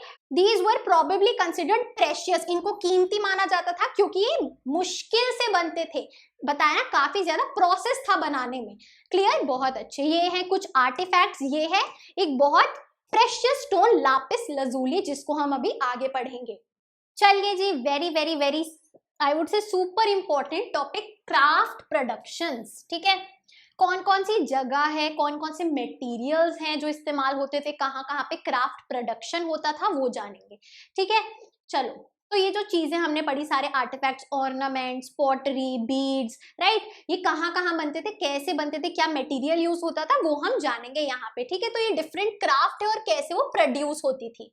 देखिए जरा, चान्हू डारो, ये है वो जगह जिसको क्राफ्ट प्रोडक्शन जहां पे सारी होती थी, राइट। सो एक्सक्लूसिवली डिवोटेड, एक्सक्लूसिवली यानी कि सारा जो क्राफ्ट प्रोडक्शन का हम बात करेंगे एक्सक्लूसिवली वो चान्हू डारो में सारी होती थी, ठीक है। बहुत अच्छे। क्राफ्ट प्रोडक्शन इंक्लूड्स, क्या क्या आता है क्राफ्ट प्रोडक्शन में, बीड बनाना, बीड मेकिंग, शेल को काटना, shell cutting, metal working, right, metal को आपने देखा है कैसे रिफाइन किया जाता था, सील मेकिंग, ठीक है, सील को बनाना, वेट्स वो जो तराजू में रखते थे उनको बनाना, ये सब क्राफ्ट प्रोडक्शन का हिस्सा है। Materials used to make beads, beads किन किन से बनती थी भाई, स्टोन्स, कैसे स्टोन्स, कार्नेलियन जो एक रेड कलर का स्टोन है, ठीक है, स्टोन्स जैसे कि कार्नेलियन, जैस्पर ग्रीन कलर का होता था जितना मुझे ध्यान है, right, crystal stone, quartz and स्टीयरटाइट, स्टीयरटाइट हमने पढ़ा जिससे सील्स भी बनती थी, है ना। बहुत अच्छे। मेटल्स, कौन से मेटल्स यूज किए जाते थे भाई, कॉपर, ब्रोंज एंड गोल्ड, ठीक है, वेरी गुड। और क्या क्या इस्तेमाल होता था, शेल, फाइनेंस जो हमने पॉटरी देखी फाइनेंस की, टेराकोटा जिसको बर्न्ट क्ले जैसा मैंने बताया था, राइट। तो ये जो है मटेरियल्स यूज किए जाते थे क्राफ्ट प्रोडक्शन में। शेप्स, ये जो बीड्स हैं जिनको इन मटेरियल से बनाया जाता था उसकी शेप्स कैसी होती थी, डिस्क शेप्ड होती थी, डिस्क क्या होती है ऐसे, ठीक है, सिलेंड्रिकल शेप होती थी, सिलेंडरिकल, ठीक है, सिलेंडर जैसी, स्फेरिकल, स्फीयर जैसा ग्लोब है हमारा, ठीक है। बैरल शेप्ड, बैरल क्या होती है आपकी, सिलेंडर को ही बीच में से थोड़ा ऐसा कर देंगे, ठीक है, तो ये बैरल हो गया, ठीक है, ये बैरल शेप हो गई, क्लियर। सेगमेंटेड यानी कि डिवाइडेड, कट करके, तो ये सारी शेप्स है जिसमें बीड्स बनती थी। क्या क्या टेक्निक्स हैं बीड्स बनाने की, जूम करके देखते हैं। सो टेक्निक्स जो तरीके हैं फॉर मेकिंग बीड्स वो क्या थे, some beads were moulded out of a paste made with steatite powder, तो भाई स्टीयरटाइट पाउडर का एक पेस्ट बनाते थे, जैसे टूथपेस्ट होता है ना क्रीमी सा, वैसे स्टीयरटाइट पाउडर लेते थे, उसका पेस्ट बनाते थे और उनमें मोल्ड करते थे बीड्स को, ठीक है, कि उस पेस्ट को बीड्स में बदलते थे। The red colour of carnelian, carnelian जो कि रेड कलर का है, वो कैसे रेड कलर का होता था, उसको क्या करते थे, was obtained by firing the yellowish raw material, yellow raw material को जलाते थे, ठीक है, and beads at various stages of production, right। तो the red colour of carnelian was obtained, ये जो कार्नेलियन का रेड कलर है वो कैसे आता था, जब येलोइश रॉ मटेरियल को जलाते थे, फायर करते थे, उससे ये रेड कलर आता था, ठीक है। Nodules were chipped into rough shapes and then finally flaked into the final form, इसका मीनिंग क्या है ध्यान से सुनो। तो नोड्यूल्स यानी कि कह सकते हैं स्मॉल स्टोन्स, ठीक है, स्मॉल स्टोन्स को रफ शेप्स में डाल दिया जाता था और फिर उसको जो है फाइनल फॉर्म में शेप किया जाता था, ठीक है। Grinding, polishing and drilling completed the process, फिर क्या होता था, ग्राइंडिंग होती थी, ठीक है, ग्राइंड करना उसको, राइट, पॉलिश करना, फिर ड्रिल करना, ये स्टेप्स थे जो कि बीड्स बनाने में काम आते हैं, राइट। सो बीड्स की बात होती है यहाँ पे, बीड मेकिंग की, ठीक है, बहुत अच्छे। नागेश्वर एंड बालाकोट, दो और लोकेशन हमें मिली हैं जो कि स्पेशलाइज्ड सेंटर्स थे, किसके लिए, for making shell objects including bangles. तो शेल ऑब्जेक्ट्स की जब बात करेंगे तो अपनी उसी टेबल में डाल लो, नागेश्वर और बालाकोट आएगा। एंड मेन सेंटर जो क्राफ्ट प्रोडक्शन का है वो कौन सा है हमारा, चान्हू डारो। वेरी गुड, आगे चलते हैं। अब भाई आर्कियोलॉजिस्ट, हिस्टोरियंस कैसे जो सेंटर्स ऑफ प्रोडक्शन है जैसे चान्हू डारो, राइट, आपका लोथल, बालाकोट, इनको कैसे ढूंढा इन्होंने कि यहाँ पे क्राफ्ट प्रोडक्शन होता है। इन्होंने क्या किया, रॉ मटेरियल्स को ढूंढा, प्रेजेंस ऑफ रॉ मटेरियल्स की, भाई जिन जिन जगह पे रॉ मटेरियल्स मिलेंगे जैसे कि स्टोन नोड्यूल्स, राइट, स्टोन्स जो इस्तेमाल होते थे, शेल्स, कॉपर और ये सब जो मिलेगा ना रॉ मटेरियल जिससे चीजें बनती थी, वहां वहां हम समझ सकते हैं कि यार यहाँ पे कोई एक्टिविटी होती थी क्योंकि इतनी ज्यादा प्रेजेंस है रॉ मटेरियल्स की। अब भाई कहीं पे अगर एग्रीकल्चर हो रहा है, खेती हो रही है, तो वहां पे आपको क्या मिलेगा, वहां पे आपको सीड्स मिलेंगी, राइट, वो सारे टूल्स मिलेंगे जो एग्रीकल्चर में इस्तेमाल होते हैं सिमिलरली, राइट। तो यहाँ पे भी टूल्स, राइट। वो जो चीजें हैं जिनसे क्राफ्ट प्रोडक्शन होता था वो ढूंढते थे। तो नंबर 1 रॉ मटेरियल देखते हैं आर्कियोलॉजिस्ट, दूसरी चीज टूल्स ढूंढते हैं। उसके बाद प्रेजेंस ऑफ अनफिनिश्ड ऑब्जेक्ट्स। भाई हो सकता है आप सिलाई कर रहे हो, राइट, मोस्टली सभी के घर में दादी या मम्मी को स्टिचिंग आती है, एक सिलाई मशीन भी होती है। तो जब कोई भी ड्रेस बन रही है, आपकी जो ड्रेस है उसकी स्लीव्स काटे हैं तो उसकी स्लीव्स वहां रह गई, वो क्या है, वो रिजेक्ट्स है, वेस्ट मटेरियल है स्टिचिंग करते हुए। और हो सकता है कि कुछ अनफिनिश्ड मटेरियल रह गया, कोई चुन्नी रह गई, कुछ भी रह गया, तो वो अनफिनिश्ड मटेरियल है। तो ये 4 चीजें हिस्टोरियंस ढूंढते हैं to identify a craft production की जगह, a centre of craft production. क्या, रॉ मटेरियल, ठीक है, दूसरी चीज टूल्स, ठीक है। तो देखो सिलाई मशीन से पूरा रिलेट करते हैं। रॉ मटेरियल कपड़ा हो गया आपका, ठीक है, टूल्स हो गए आपकी सिलाई मशीन, सुई, कैंची, ये सब, ठीक है। तीसरी चीज अनफिनिश्ड ऑब्जेक्ट्स, राइट, जो अभी कंप्लीट नहीं हुआ है वहां रखा हुआ है। चौथी चीज जो रिमेन्स है, राइट, कुछ धागे हो गए, कुछ थोड़ा सा कपड़ा हो गया, ये चारों चीजें ढूंढी जाती है। क्लियर, बहुत अच्छे। सबसे इंपॉर्टेंट चीज, very very very important for your CUET as well as your boards, ठीक है, मोस्ट इंपॉर्टेंट। बच्चा आपको पूरी टेबल्स बनानी है, जब जब मैंने बोला है प्लीज टेबल्स बनाइए, राइट। देखिए जरा, कौन से मटेरियल कहाँ पे मिलते थे, क्या मटेरियल है और वो कहाँ पे पाया गया है, राइट, कहाँ पे हमें उसके रिमेन्स मिले हैं जिससे हमने आइडेंटिफाई किया कि इस जगह पे ये होता था। तो भाई shell objects, Nageshwar and Balakot, है ना। लापिस lazuli जो हमने स्टोन देखा था, वो शोरतुगई अफगानिस्तान से आया था, राइट, शोरतुगई अफगानिस्तान में लापिस lazuli मिलता था। कार्नेलियन लोथल, ठीक है, steatite Lothal, metal Lothal, copper Khetri region of Rajasthan से कॉपर आता था, Khetri region of Rajasthan, and gold south India में मिला, right. Most important, very very very important, very very very very very very very important, ठीक है, मोस्ट इंपॉर्टेंट टेबल। क्लियर, बहुत अच्छे। सब कुछ आपकी बुक में मेंशन है, उसी से है सब कुछ। This is purely based on NCERT। आगे चलते हैं। अब क्या तरीके हैं, क्या स्ट्रैटेजीज हैं जिससे इन मटेरियल्स को प्रोक्योर करते थे, लाया जाता था। जगह तो अलग अलग है, राइट, हो सकता है आपको किसी और जगह पे उस मटेरियल का काम है। क्या होता था, क्या स्ट्रैटेजी होती थी, क्या तरीके होते थे जिससे मटेरियल्स को आप लाते थे या फिर प्रोक्योर यानी कि जाके लेना। तो भाई नंबर 1 स्ट्रैटेजी क्या है, सेटलमेंट्स एस्टैब्लिश करते थे।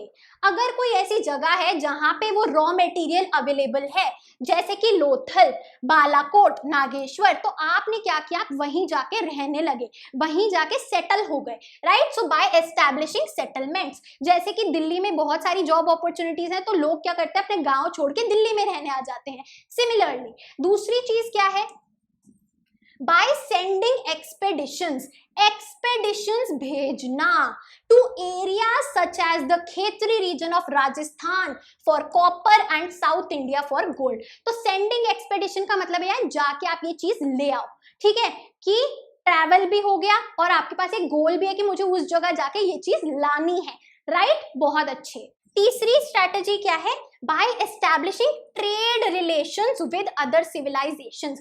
अब आपने क्या किया, ट्रेड रिलेशंस बना दिए कि देखो मुझे ये चाहिए तो तुम ये भेजना और तुम्हें ये चाहिए तो मैं बदले में ये दूंगा। ट्रेड कर रहे हैं, ट्रेड यानी कि exchange of goods and services, right, यहाँ पे तो specially it was goods, right. तो ट्रेड रिलेशंस बना लिए। जो क्या पढ़ा था हमने, 3 सिविलाइजेशंस थी जो साथ में चल रही थी इंडस वैली सिविलाइजेशन के, चाइनीज, इजिप्टियन एंड आपका मेसोपोटामियन। तो भाई मेसोपोटामियन जो ईरान साइड सिविलाइजेशन थी उसके साथ हड़प्पन सिविलाइजेशन के ट्रेड रिलेशंस थे। समझे बात, हाँ या ना। चलिए फिर देखते हैं कैसे होता था trade, right, with distant, distant यानी कि जो दूर है, राइट, ठीक है, दूर जो देश हैं, दूर जो सिविलाइजेशन है, उनके साथ कैसे कांटेक्ट होता था, right. So Harappans had trade relations with Mesopotamia, number 1 हमने देख लिया, ईरान वाली सिविलाइजेशन। Number 2 Oman and number 3 Bahrain, ठीक है। तो मॉब याद कर लो, मॉब, ठीक है, clear, mob, mob, fine. Mesopotamia, Oman, Bahrain, clear. अब ये मेसोपोटामिया, ओमान, बहरेन है कहाँ, आपको जो अपनी एनसीईआरटी है उस पे मैप दिखेगा, मैं जूम इन कर देती हूँ एक बार। तो ये वाला जो मैप है इसमें आप देखोगे ये जो छोटा सा है दिस इज ओमान जिसे दिलमुन लिखा हुआ है, और ये जो है दिस इज बहरेन जिसको मगन लिखा हुआ है, ठीक है। और ये हमारी है मेसोपोटामियन सिविलाइजेशन, क्लियर। और यहाँ पे जो ये हमारा ये पूरी इंडस वैली सिविलाइजेशन है जो हमने देखी, क्लियर, बहुत अच्छे।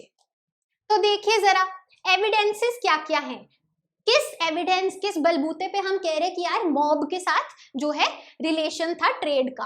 हड़प्पन सील्स मिली हैं भाई इन जगहों से, अलग अलग वेट्स जो हमने 500 ग्राम 1 kg वाले वो वेट्स जो तराजू में रखते हैं, डाइस, ठीक है, dice we all know, and beads मिली हैं, डिपिक्शंस ऑफ शिप्स, भाई शिप्स बनी हुई हैं और बोट्स बनी हुई हैं सील्स पे, तो ये सिंबल्स हमें बताते हैं कि शायद सी रूट की तरफ से ट्रेड होता था, ठीक है। Copper was also probably brought from Oman, Oman से आता था कॉपर। ये ओमान क्या है अभी हम यहाँ पे देखेंगे, क्या डिफरेंट नेम है जो हमने मैप में देखा। और डिस्टिंक्टिव टाइप ऑफ वेसल, भाई एक स्पेशल तरीके की अलग तरीके की वेसल थी। वेसल क्या होता है, जिसमें कुछ स्टोर हो सके, pot types. A large Harappan jar, एक हड़प्पन जार, ठीक है, coated with thick layer of black clay. ये देखो हड़प्पन जार है, ब्लैक क्ले से कोटेड है, बाहरी ब्लैक क्ले से बना हुआ है। ये ओमानी साइट्स पे मिला है, यानी कि ओमान में मिला है, और ये हड़प्पन जार है। तो इससे पता चल रहा है ना कि यार ट्रेड होता है दोनों के बीच में। Harappans exchange the contents of these vessels for Omani copper. तो यार ये समझ में आ रहा है कि हड़प्पन्स पक्का इसमें कुछ भर के लेके जाते थे, और ये जो सामान है तब बार्टर सिस्टम होता था, एक्सचेंज करते थे ओमानी कॉपर से, क्योंकि कॉपर कहाँ से आता है, ओमान से आता था हड़प्पा में, ठीक है, बहुत अच्छे। Mesopotamian texts datable to the 3rd millennium BCE. 3rd millennium, millennium क्या होता है 1000, राइट, तो 3000 बीसीई के जो मेसोपोटामियन टेक्स्ट हैं, रिकॉर्ड्स हैं, उसमें लिखा है कि कॉपर जो है मगन से आ रहा है, ठीक है। तो मेसोपोटामिया के पास भी कॉपर आता था, कहां से आता था, मगन से। तो भाई हमने इससे इक्वेट किया यार, ये मगन और ओमान सेम चीज है, तो भाई ओमान को क्या भी बोलते हैं, मगन, जो आपके मैप में गिवन है, ठीक है, क्लियर, बहुत अच्छे।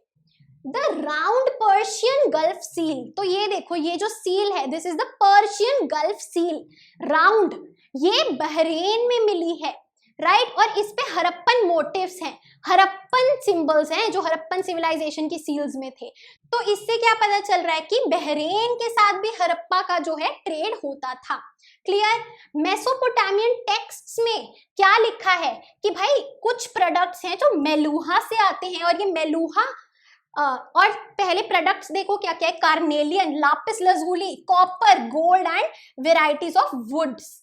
तो भाई प्रोबेबली ये जो मेलुहा है ना, ये हड़प्पन सिविलाइजेशन की बात हो रही है इन मेसोपोटामियन टेक्स्ट्स। अब भाई ये जो कॉन्टैक्ट है, ये ट्रेड है, कैसे होता था, सी से होता था, क्योंकि हमने शिप्स और बोट्स की सिंबल्स देखे हैं सील्स पे। तो contact with mob Mesopotamia, Bahrain and Oman was by sea. और क्योंकि मेसोपोटामियन टेक्स्ट्स में मेलुहा को बोला गया land of seafarers, right, तो सी का जिक्र आया है, इसीलिए ये अजम्पशन है। आगे चलते हैं, मैप में आपने देख लिया मगन जो है वो ओमान है, दिलमुन जो है छोटा सा वो बहरेन है, एंड मेसोपोटामियन सिविलाइजेशन भी साफ साफ गिवन है, बहुत अच्छे। आगे चलते हैं, चलिए तो सबसे पहले बात करते हैं सील्स की। हमने देखा सील्स स्टीयरटाइट से बनी थी। अब सील्स का काम क्या था यार, तो देखो seals and sealing were used to facilitate long distance communication. Long distance communication यानी कि ट्रेड में वो काम आती थी। कैसे आती थी, देखो अगर कोई सामान ट्रेड होना है तो उसका बैग बनाया और यहाँ पे सील अटैच कर दी, ठीक है, क्लियर, बहुत अच्छे। जैसे आजकल आप Amazon से ऑर्डर मंगवाते हैं तो वो बॉक्स में टेप्ड होता है, तो ये टेप का काम करती थी सील, ठीक है। तो mouth of bag was tied, यहाँ पे बैग को रस्सी से टाई करके उस पे सील चिपका दी, ठीक है। अब भाई अगर ये सील उतरी हुई है तो समझो कि बीच में छेड़छाड़ हुई है, अगर ठीक है इंटैक्ट है तो समझो सामान एकदम परफेक्ट सही आया है, right. So mouth of bag was tied on the knot, right, फिर उस पे वेट क्ले से सील्स को चिपका देते थे, right. The ceiling also conveyed the identity of the sender. तो भाई सीलिंग दोनों एक ही बात है।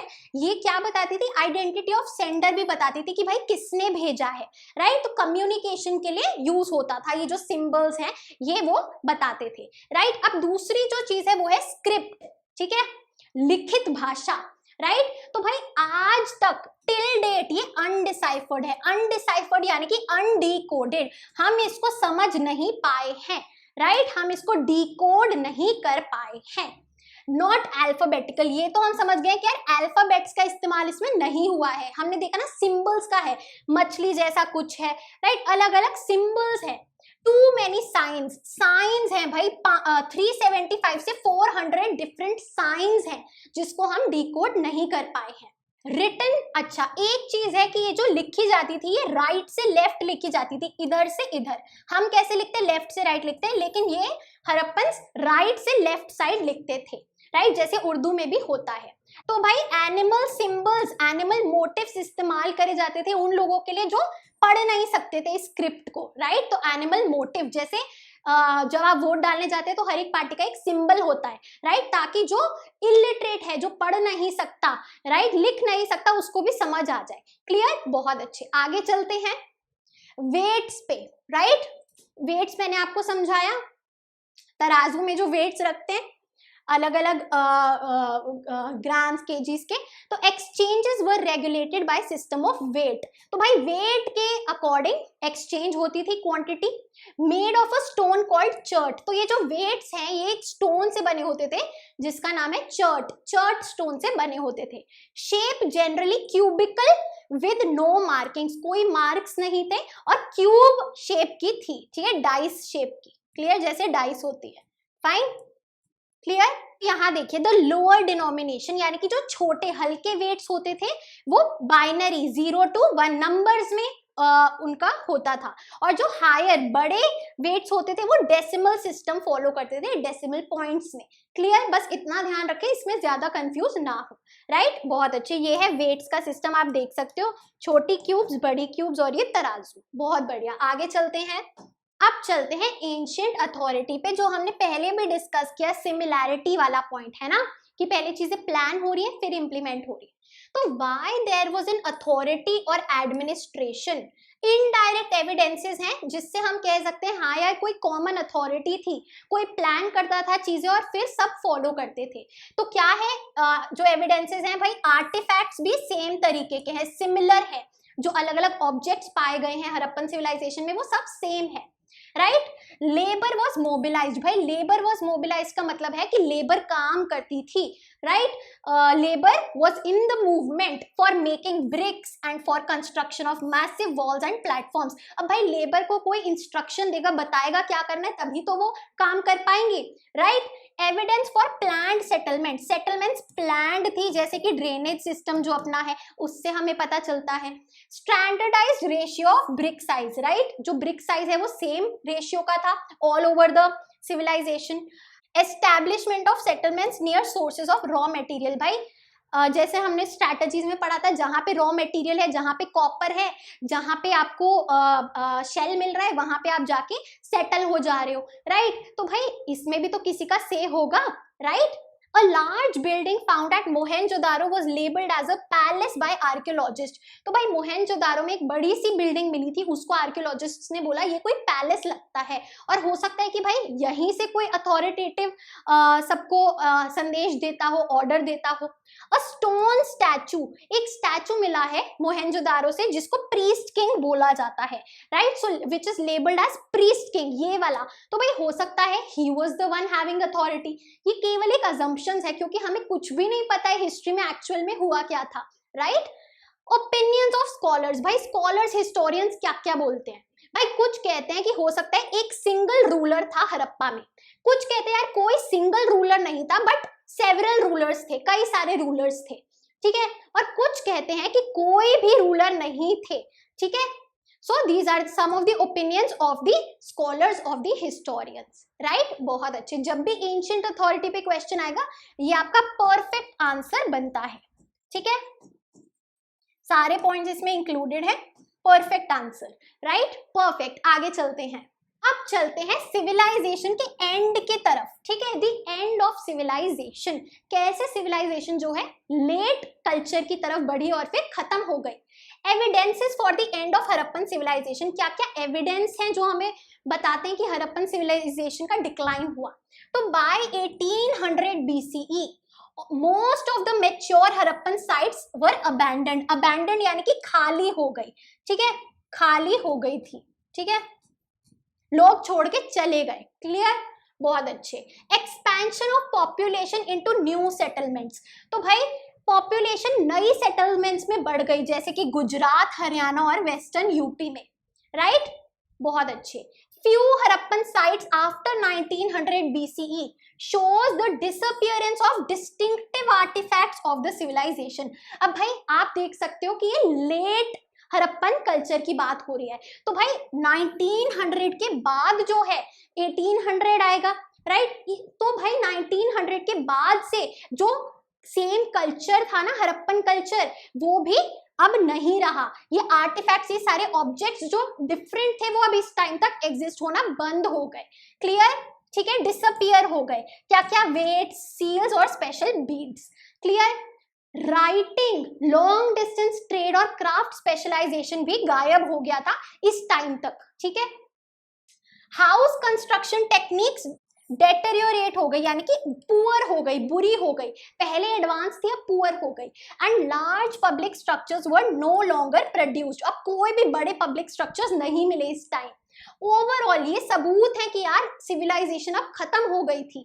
Artefacts and settlements indicate a rural way of life, कि यार 1900 के बाद ना वो जो अर्बनाइजेशन था ना वो नहीं रहा, वापस से primitive, backward, rural way of life अपना लिया था, और इसी को लेट हड़प्पा या फिर सक्सेसर कल्चर्स बोला गया है। क्लियर, 1900 ऑनवर्ड्स जो हमारा ये है। परफेक्ट, बहुत अच्छे। अच्छा भाई, क्या क्या रीजन हो सकते हैं जिस वजह से हड़प्पन सिविलाइजेशन खत्म हुआ। सबसे पहला क्लाइमेट चेंज, की जो क्लाइमेटिक कंडीशंस है वो बहुत चेंज हो गई थी, राइट, इसीलिए वहां के जो लोग हैं उन्होंने लोकेशन चेंज कर लिया एंड अडेप्टेड। दूसरा बोला गया डिफॉरेस्टेशन, राइट, कि बहुत ज्यादा फॉरेस्ट को काटा गया, ठीक है, एंड जो नेचुरल रिसोर्सेज हैं उनको वो डिप्लीट हो गए। तीसरा है एक्सेसिव फ्लड्स, बाढ़ आ गई, ठीक है, नेचुरल कैलामिटी हो गई। चौथा है, ये सारे आपके नेचुरल कैलामिटीज में है, ठीक है, अर्थक्वेक आ गया, बाढ़ आ गई, एपिडेमिक हो गया, राइट, कोई बीमारी फैल गई, ठीक है जी। शिफ्टिंग ऑफ रिवर्स, रिवर्स ने जो है अपना रुख बदल दिया, राइट, दूसरी तरफ वो बहने लगे या थोड़ा सा चेंज आया और उधर आसपास जाके फिर लोग सेटल हो गए। रिवर सूख गए भाई, सिंधु नदी। एंड ये भी बोला जाता है कि ये वो टाइम था जब आर्यंस ने इन्वेड किया था। आर्यंस जो है, राइट, वो आ गए थे एंड उन्होंने इन्वेजन किया और लोगों को हटा दिया। Aryans were the migrants who came from central Asia, right, जो स्थान वाली कंट्रीज हैं आज की डेट, वहां से, ठीक है, बहुत अच्छे। आगे चलते हैं, चलिए, now comes the part that you have been waiting for. थोड़ा सा बोरिंग लगता है बट है नहीं, सिंपल पॉइंटर्स है, कीप इट सिंपल, काम की चीज बताऊंगी। तो देखो, हम कुछ इंपॉर्टेंट पर्सनालिटीज पढ़ेंगे जिनका योगदान रहा है, राइट, हड़प्पन सिविलाइजेशन को डिस्कवर करने में, ठीक है। तो सबसे पहले वी हैव अलेक्जेंडर कनिंघम, ठीक है। अलेक्जेंडर कनिंघम कौन थे? वो फर्स्ट डायरेक्टर जनरल थे आर्कियोलॉजिकल सर्वे ऑफ इंडिया के, ठीक है। तो आर्कियोलॉजिकल सर्वे ऑफ इंडिया के अंडर ही सारा आर्कियोलॉजिकल फाइंड्स होता है, राइट। तो अलेक्जेंडर कनिंघम क्या थे? फर्स्ट डायरेक्टर जनरल थे एएसआई के, ठीक है, बहुत अच्छे। He is also known as the father of Indian archaeology, इसी वजह से, बहुत अच्छे। आगे चलते हैं, Cunningham's main study was in the archaeology of early historic. तो देखो, अर्ली हिस्ट्री में इंटरेस्टेड थे कनिंघम, जो कि है 6th सेंचुरी बीसीई से 4th सेंचुरी सीई, यानी कि आपका 600 बीसीई से 400 सीई में ही वाज इंटरेस्टेड, ठीक है। तो that is why he used the accounts left by Chinese Buddhist pilgrims. तो फॉरेन जो ट्रैवलर्स थे, जो चाइनीज बुद्धिस्ट पिलग्रिम्स आए थे इंडियन सबकॉन्टिनेंट में, उनके अकाउंट से इन्होंने कोशिश करी है इस टाइम को, अर्ली हिस्टोरिक पीरियड को डिकोड करने की, ठीक है। अब कनिंघम्स कंफ्यूजन सबसे इंपॉर्टेंट टॉपिक है। Very very very important, crucial, इसको ध्यान से समझना कि क्या प्रॉब्लम आई, क्या कंफ्यूजन थी कनिंघम की।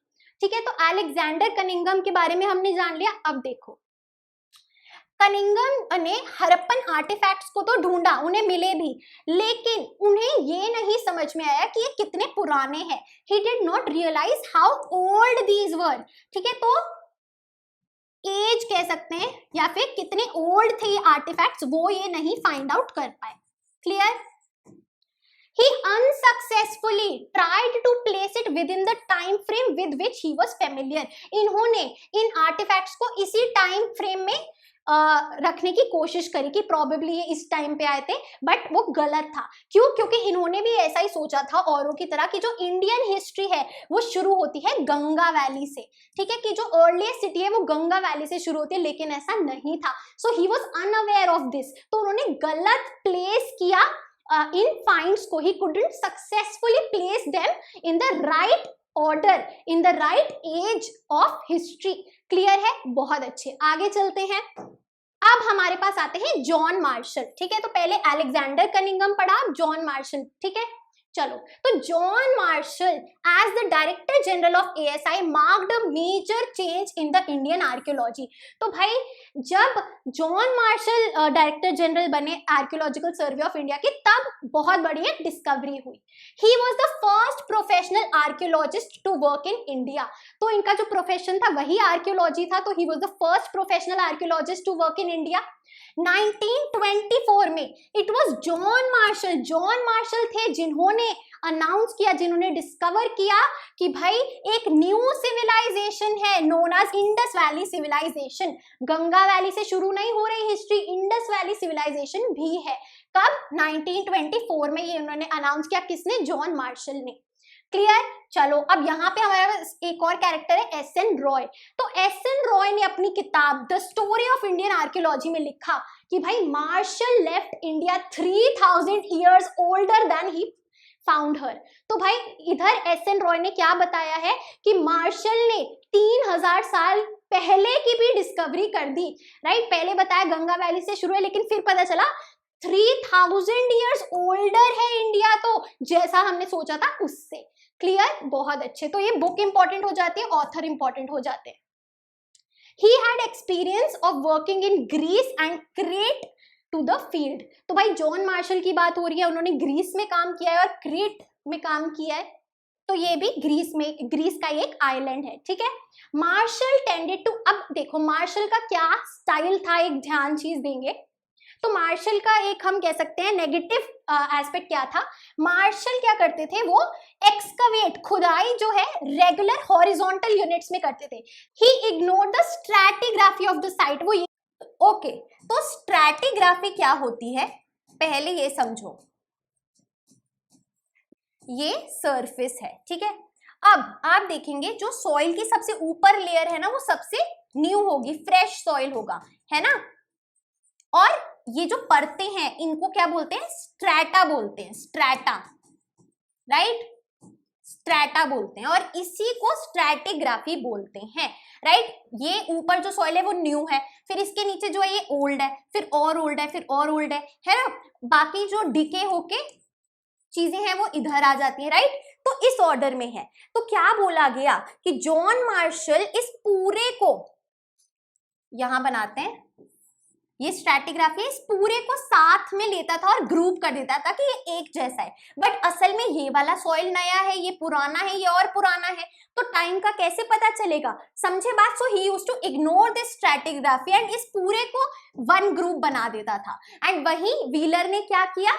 व्हीलर ने बोला कि स्ट्रैटिग्राफी बहुत जरूरी है, क्योंकि वही हमें टाइम के बारे में बताती है कि पहले ये फाइंड्स है, उसके बाद ये फाइंड्स है, राइट। तो आपको अलग से इनको लेना पड़ेगा, राइट। ये ग्रुप 1 है, ये ग्रुप 2, ये ग्रुप 3, ऐसे करके फिर कंपेयर करना पड़ेगा। स्ट्रैटिग्राफी इज वेरी इंपॉर्टेंट, समझे बात? तो ये है डिफरेंस। क्लियर? बहुत अच्छे। जैसे जो कॉन्टेक्स्ट है कि भाई कहाँ पे ये मिली है, राइट, वो लॉस्ट हो जाता था।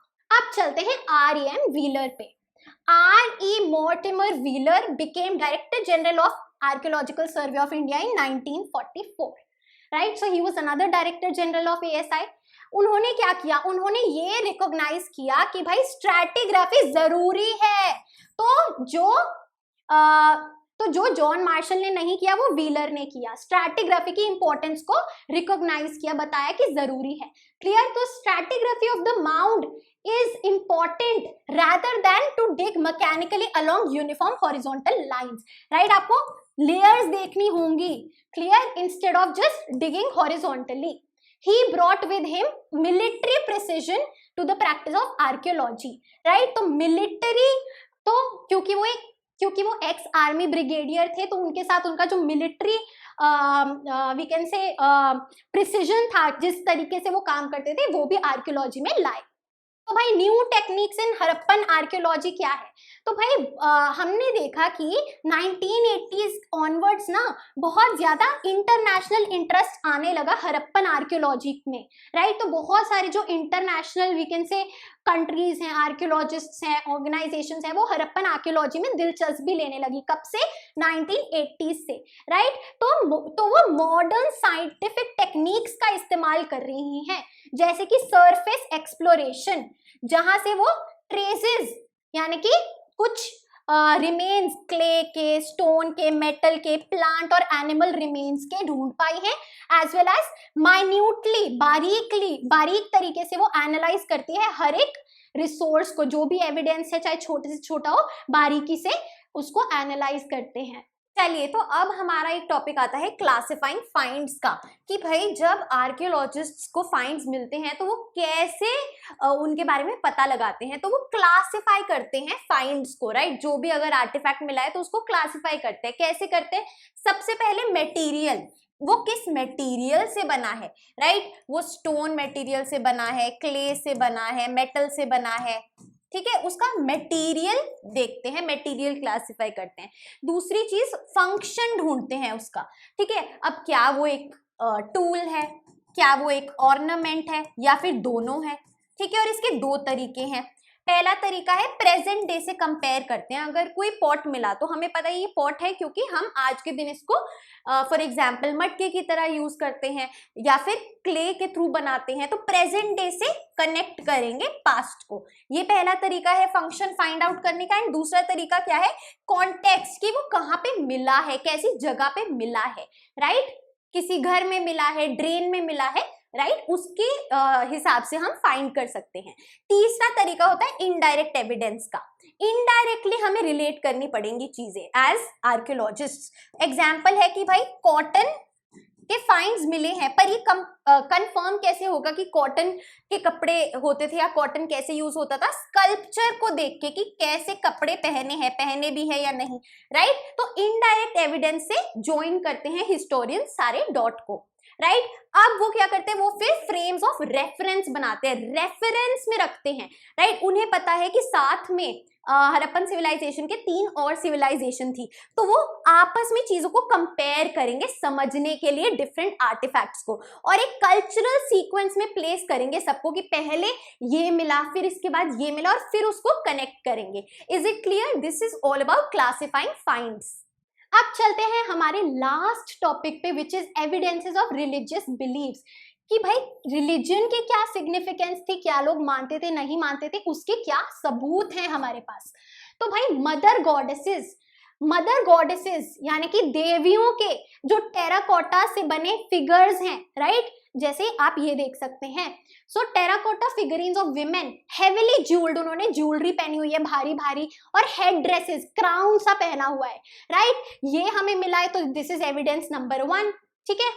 दूसरी चीज, rare stone statuary of men like priest king. भाई प्रीस्ट किंग का भी हमने स्टैचू देखा है ना, तो वो स्टोन से बना था वो स्टैचू, जो कि स्टैंडर्डाइज सेम पोस्चर में था और seated with one hand on the knee, right? तो ये दूसरा एविडेंस है, because whenever we believe in a religious super power, हम उन्हें थोड़ा सा ह्यूमन फॉर्म देने की कोशिश करते हैं, so that we can connect with them. The great bath को रिचुअल बाथ माना गया है, तो भाई हो सकता है रिलीजन से रिलेटेड हो। फोर्थ चीज क्या है? The fire altars found at Kalibangan and Lothal. तो अपनी टेबल में लिख लो भाई, फायर अल्टर्स कहाँ पे मिले हैं? कालीबंगन और लोथल में। फायर अल्टर्स क्या होते हैं? आपके हवन कुंड्स, ठीक है? बहुत अच्छे, आगे चलते हैं। रिचुअल सीन्स हमें सील्स में देखने को मिले हैं। सील्स में कई बार हमने रिचुअल्स देखे हैं, जो फिगरीन्स हैं, जो मोटिव्स हैं। Unicorn, the one horned animal depicted on seals. Seals पे हमने यूनिकॉर्न, एक हॉर्न वाला एनिमल देखा है, राइट। हो सकता है इसकी भी कोई रिलीजियस सिग्निफिकेंस हो। फिर हमने प्लांट मोटिव्स, प्लांट सिंबल्स देखे हैं सील पे, तो ये दर्शाता है कि नेचर को पूजा जाता था, नेचर की वर्शिप होती थी। Seventh and most important, proto Shiva या फिर पशुपति, एक ऐसी फिगर है सील में जो कि क्रॉस लेग्ड बैठी है इन अ योगिक पोस्चर सराउंडेड बाय एनिमल्स, तो उसको प्रोटो शिवा या फिर पशुपति माना गया है। And finally conical stone objects, linga worship. Conical stone objects आप देखते हैं ना, शिवलिंग, ठीक है, तो कॉनिकल स्टोन ऑब्जेक्ट्स को लिंगा वर्शिप से रेफर किया गया है कि प्रोबेबली शिवलिंग की तरह वो पूजते थे, जिसे लिंगा बोलते हैं। क्लियर, बहुत अच्छे। आई होप सभी को पूरा चैप्टर जो है बहुत अच्छे से समझ में आया है। मैंने बहुत कोशिश करी है कि एक एक शब्द को सिंप्लीफाई करके समझाऊं, कुछ भी मिस ना हो।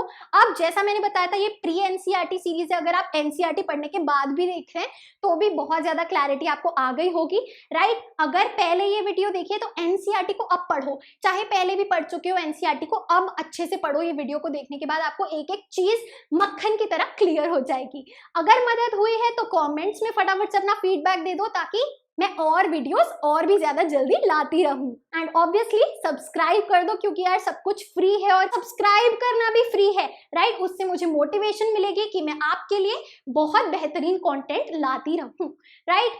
So guys, that is it for our today's video. I hope you liked it, and if you did, please like, share and subscribe to the channel. You are at Humanities. Happy learning, and I'll see you in the next video.